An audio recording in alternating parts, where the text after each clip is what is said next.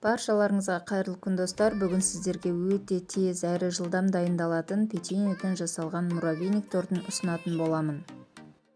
Бұл торт пісіруді және пешті қажет етпейді.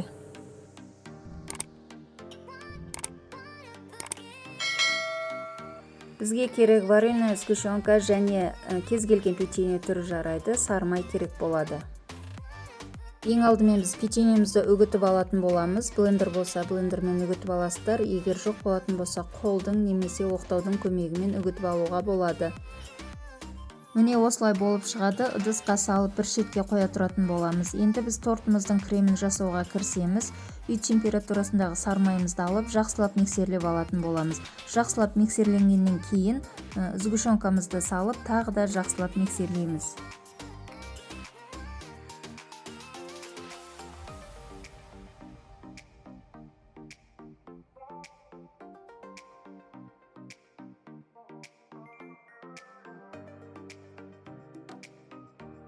Міне біздің креміміз дайын. Міне крем осылай болып шығады. Енді кремнің үстіне үгітілген печеньемізді салып, жақсылап араластыратын боламыз.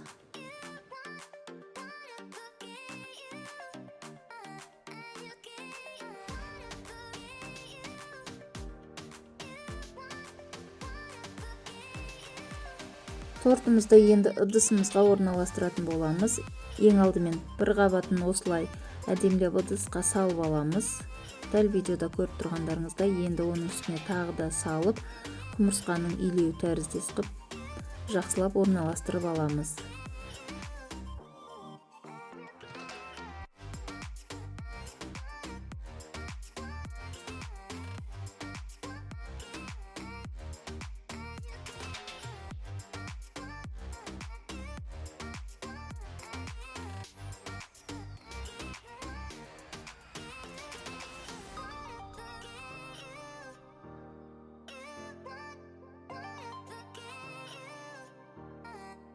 Міне біздің муравейник тортымыз дайын. Енді бетіне мак себеміз және Қазақстан шоколадын теркадан өткізіп сепсеңіздер де болады.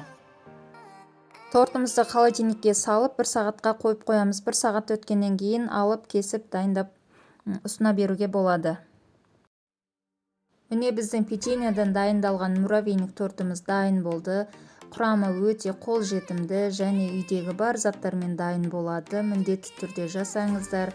Дәмді және тез әрі оңай жасалынады. Міндетті түрде жасап, достарыңызға жіберіп, таратуды ұмытпаңыздар. Арнама тіркеліп, лайк басып, комментарий қалдырып кетіңіздер. Ас болсын.